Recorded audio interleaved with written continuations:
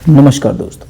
तो दोस्तों, क्या आप जानते हैं कि इस समय आप जो राशन लेने जाते हैं तो वहाँ पर जो आपके कोटेदार होते हैं वो आपसे ई-केवाईसी करा रहे हैं, यानी कि आपसे कह रहे हैं कि ई-केवाईसी करा लीजिए।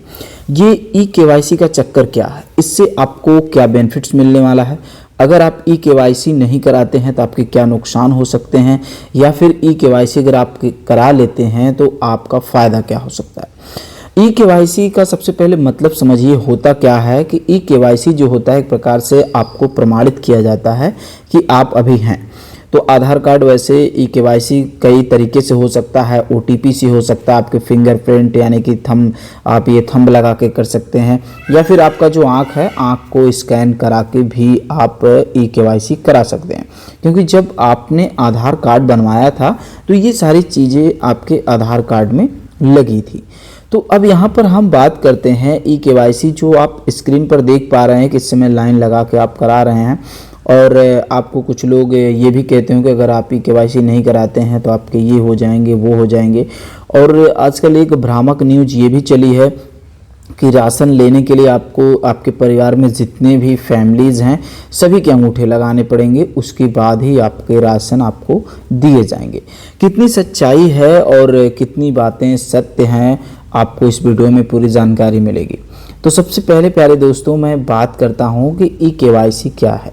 देखिए, ई-केवाईसी जो सरकार है, इसमें वर्तमान सरकार मोदी सरकार है, वो चाहती है कि हम राशन 80 करोड़ लोगों को दे रहे हैं।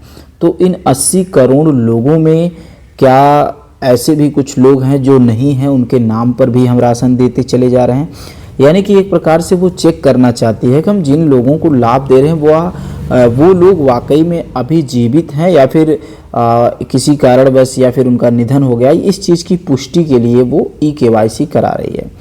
और जो ये भ्रामक न्यूज़ है कि ई-केवाईसी कराने के बाद आपके परिवार में जितने भी लोग हैं सभी के अंगूठे लगाने पड़ेंगे, उसके बाद ही राशन मिलेगा। तो मैं आपको बता दूं कि ऐसा कहीं ऑफिशियल अभी इन्फॉर्मेशन नहीं आया है। ठीक, आगे जो भी होगा वो आपको बताया जाएगा। फिलहाल मेरा जो अपना मानना है कि ऐसी कोई बात नहीं है। देखिए, पहले जो राशन कार्ड होते थे वो 3 टाइप्स के होते थे, एक आपका सफ़ेद होता था, एक पीला होता था, एक लाल होता था। बट इस समय वर्तमान में आपके सफ़ेद और लाल 2 तरह के कार्ड हैं। तो जो सफ़ेद कार्ड होता है, ठीक है, जो आपका पात्र गृहस्थी वाला कार्ड जिसको बोला जाता है, और लाल कार्ड को अंत्योदय कार्ड बोला जाता है। तो लाल कार्ड पे जो लोग राशन लेते हैं उनमें फैमिली की तो कोई बात ही नहीं है। अगर आपका लाल कार्ड बना है, आप चाहे 2 फैमिली हैं चाहे 20 फैमिली, आपको 35 किलो राशन, 35 किलो अनाज मिलेगा। ठीक, लेकिन जो आपके पात्र गृहस्थी वाले हैं जिनका सफ़ेद कार्ड है उनको 5 किलो प्रति यूनिट दिया जा रहा है।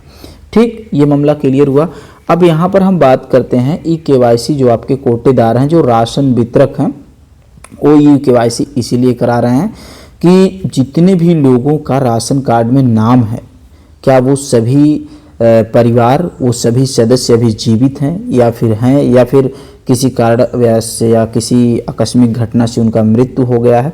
तो ये डाटा उनको लिख के भेजना है और इसीलिए वो ई-केवाईसी करा रहे हैं। तो अगर आप ई-केवाईसी करा लेते हैं तो आपका यूनिट कटेगा नहीं, आपका यूनिट जुड़ा रहेगा। रही बात नए सदस्यों की जोड़ने की प्रक्रिया, तो नए सदस्यों की जोड़ने की प्रक्रिया अभी नहीं चल रही है, उसकी अलग से अपडेट आएगी तो फिर जुड़ेगा। अभी बस यही हो रहा है कि राशन में जितने सदस्यों का नाम है वो वाकई में जीवित हैं या फिर नहीं है, इसी चीज़ का जो है वो वेरिफिकेशन कर रहे हैं, वो प्रमाणीकरण कर रहे हैं आपके आधार से, आपके अंगूठे के माध्यम से, ओटीपी के माध्यम से, या फिर आपके रेटिना यानी कि आँख के माध्यम से, जो आपके आधार को वेरीफाई करता है कि आप अभी हैं और आप अभी इस योजना का लाभ लेंगे। तो ये पूरी प्रक्रिया है। तो फिलहाल ये वीडियो आपके लिए कितनी उपयोगी रही कमेंट बॉक्स में मेंशन कीजिएगा, और आपका नेक्स्ट जो प्रश्न होगा, जो चीज़ें आप जानना चाहते हैं, समझना चाहते हैं, उस पर कमेंट करके ज़रूर बताइएगा। तो चलिए फिलहाल आज के लिए इतना ही। इस वीडियो में हम आपसे इतनी ही जानकारी लेके आए थे और मिलेंगे आपसे नेक्स्ट वीडियो में। दीजिए इजाज़त अपने भाई अपने दोस्त को। नमस्कार, जय हिंद, वंदे मातरम।